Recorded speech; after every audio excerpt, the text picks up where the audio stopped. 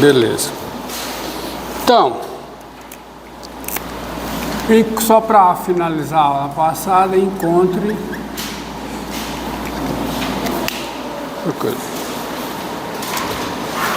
quando você tem uma função, quando você tem uma função,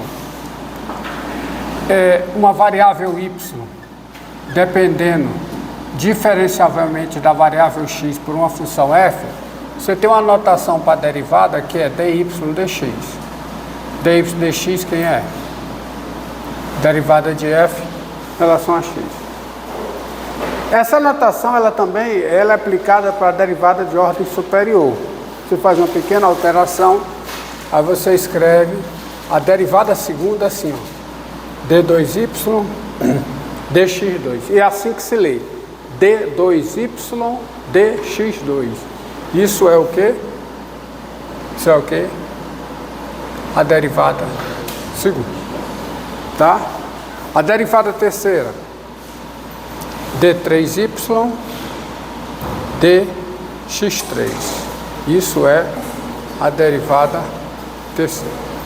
Ou seja, de modo geral, você tem a enésima derivada. Isso é aonde tem a enésima derivada, claro, né? dny dxn é igual a enésima derivada da f em x. Tá certo? Para todo x, tá certo? Isso para todo x pertencente ao domínio da enésima derivada, é claro, tá? Isso é a notação da derivada de ordem superior usando esse dy dx. Bom? d2y dx2. Isso é bem intuitivo, porque é como se você tivesse, tá? É como se você estivesse multiplicando d dx por ele mesmo. Porque d2y dx2, quem é? Ó, d2y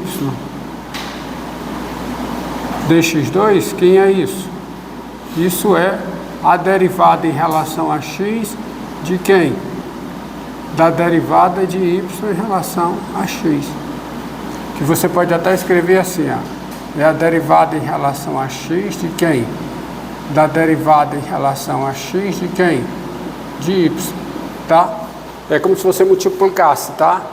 d dx por d dx dá d2 dx2, entendeu? Certo?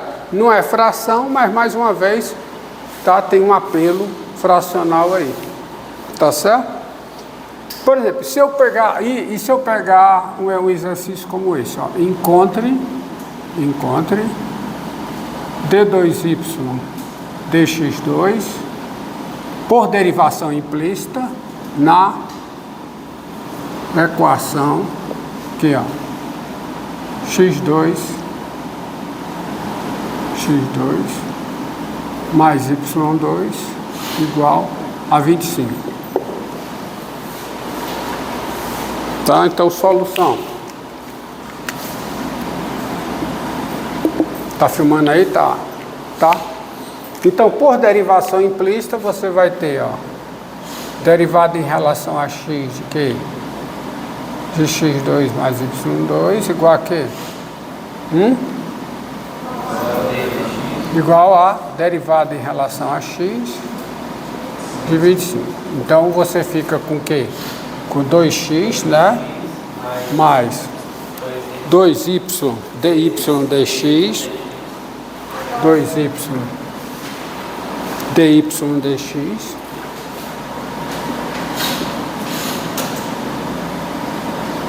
igual a quê? Igual a zero. Aí daqui você tem o quê?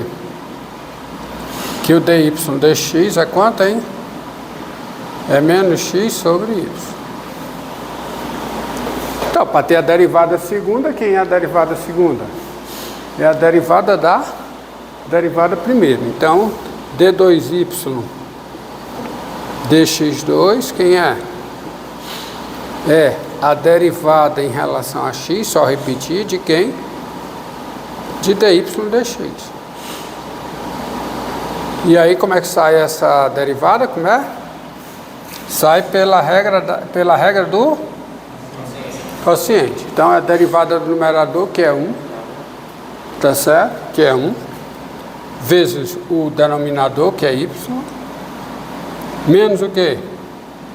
Menos x vezes o quê? dy dx. Sobre o quê? Sobre y ao quadrado. Então, organizando, você tem d2y dx2 é igual a quê? A x, né? dy dx, tá ok? X dy dx menos y, né? Sobre o quê? Sobre y ao quadrado. Mas quem é dy dx? Menos x sobre y. Então isso aqui fica x vezes menos x sobre y. Dá quanto? Dá menos x2 sobre y, certo? Menos y sobre y2. Então isso aqui vai dar o quê? Vai dar menos, tá certo? Fica o quê? Fica x2 mais y2, né? Enquanto sobre y3.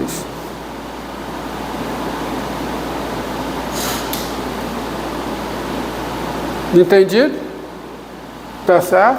Então isso é o d2y dx2. E é assim, né? Porque quando você, por derivação implícita, quando você calcula o dy dx, dá em termos de x e de y. Então, se eu derivar uma segunda vez, o d2y dx2 vai dar em termos de x, de y e de dy dx. Aí você substitui o dy dx que você já encontrou. Tá vendo? Ó, x mais igual a 25, derivada, dy dx. Então, o dy dx dá em termos de x e de y. Isso é esse caso particular diz muito sobre o caso geral. Aí você deriva. Quando você deriva, você vai obter, né, em termos, a derivada segunda, d2y dx2, em termos de y, x e dy dx. Aí você volta e substitui o dy dx. Entendido? Tá? Não precisa. Deixa eu ver se eu fiz as contas certas. Dx dy menos y. Aí x vezes dy dx dá menos x2 sobre y. Então o que aqui fica x2 mais y2, a y vai sobre y3. Então esse é o d2y dx2.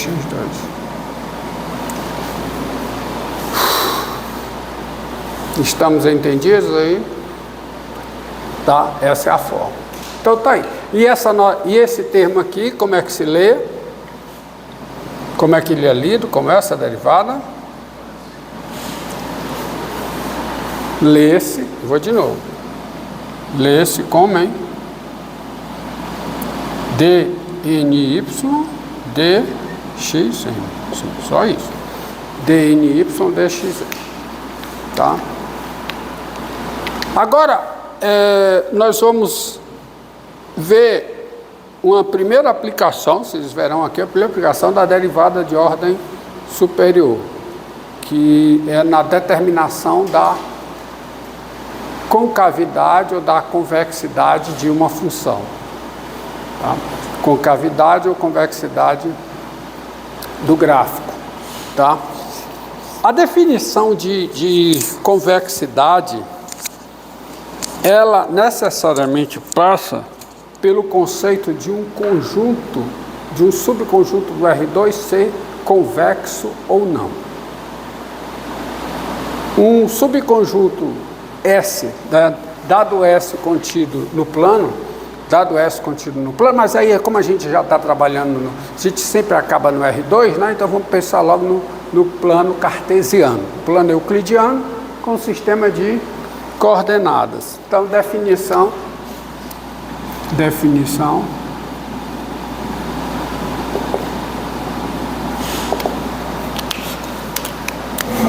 seja S um subconjunto de R2 não vazio. não vazio, porque senão não faz sentido. Tá? Não vazio. Bom, pode considerar que o vazio é convexo, mas não vazio. Hã? Vai ser, exatamente, vai ser por vacuidade, tá? Então, dizemos, é a mesma demonstração que o vazio está contido em qualquer conjunto. Porque que o vazio, quando é que o conjunto A está contido em B? Quando todo elemento de A é elemento de B.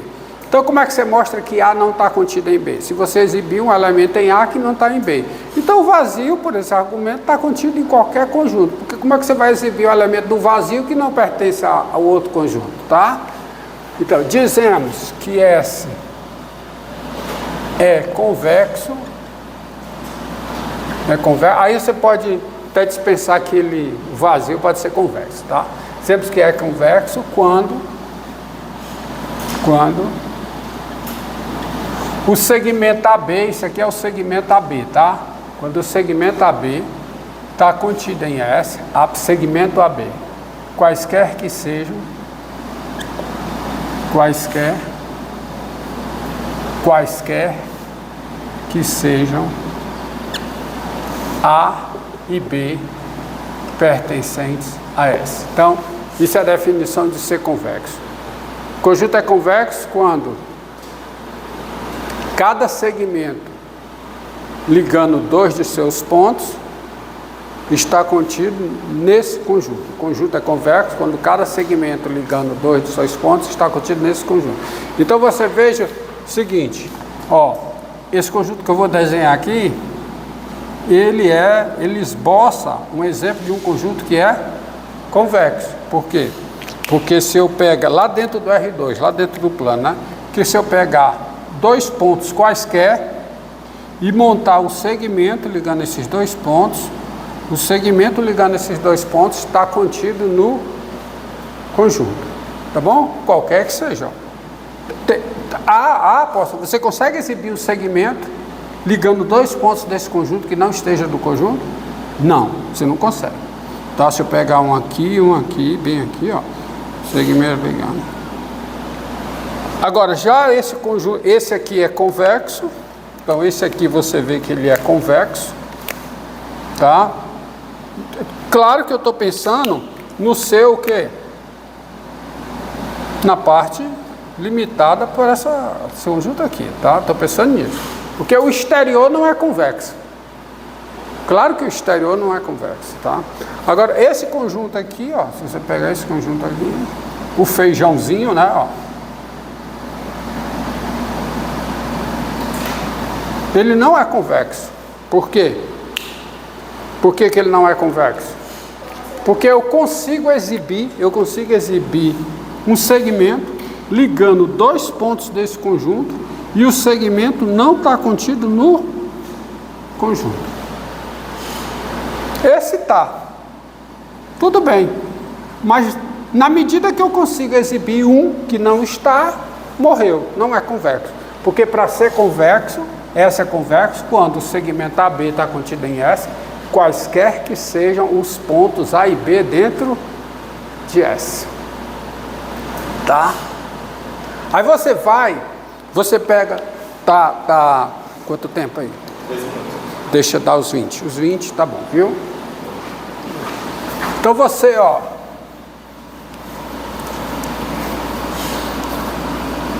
e é essa definição de subconjunto convexo de R2 que gera a definição de uma função ser convexa ou ser côncava, tá? Gera a definição de gráfico ter concavidade voltada para cima e gráfico ter concavidade voltada para baixo. Então, sejam f uma função, sejam i um intervalo, eu vou considerar a seguinte situação: sejam i um intervalo, tá? Sejam i um intervalo, f uma função definida em i, f uma função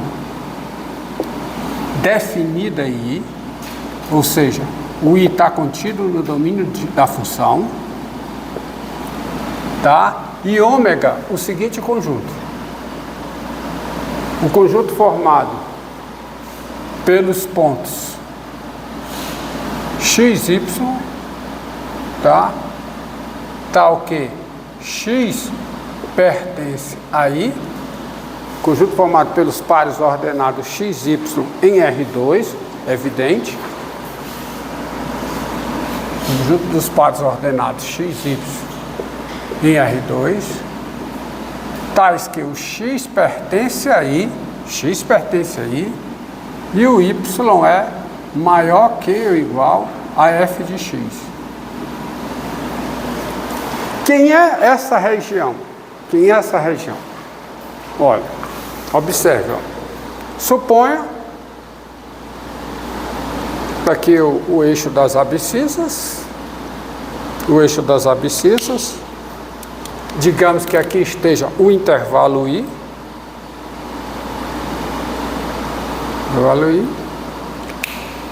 e está aqui a função f.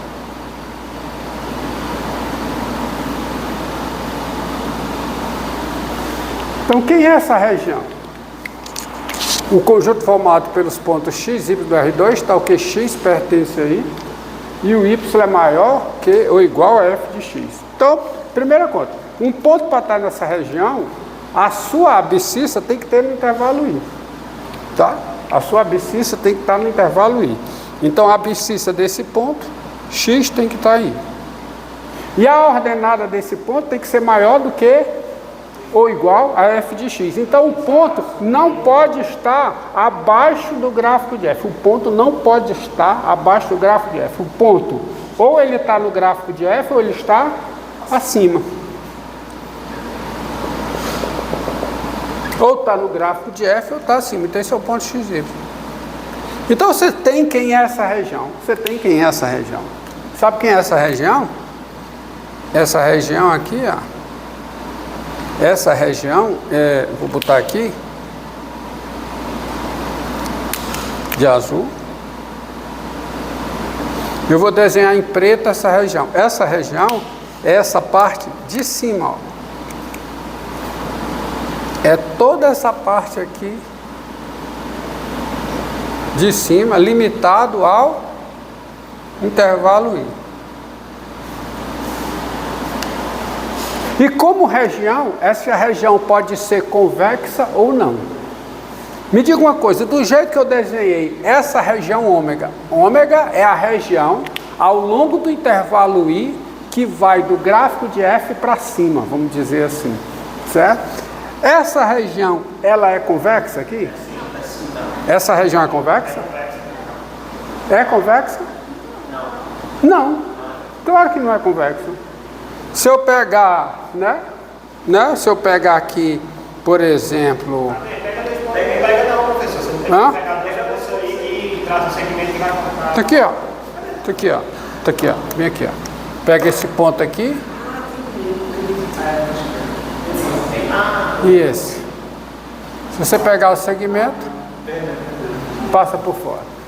Na minha visão, na sua visão é convexa, mas ela aqui não é convexa. Tá certo? Que ela dá uma, ó, ela chega aqui, quando ela dá uma embiocada, né? Quando ela dá uma embiocada, essa região ômega não é convexa, tá? Essa região ômega não é convexa, tá? Essa daqui é, ó.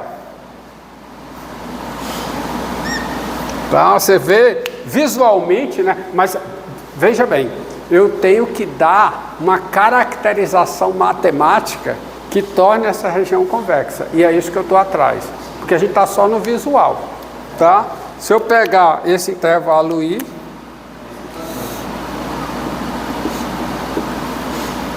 agora se eu pegar a função assim, ó, ao longo de I, ó, aí, meu amigo, né? Tá aqui. Então, legal. Tá bom? Então você tem aqui a sua região ômega, aqui para cima. Essa é a minha região ômega com relação a esse esboço.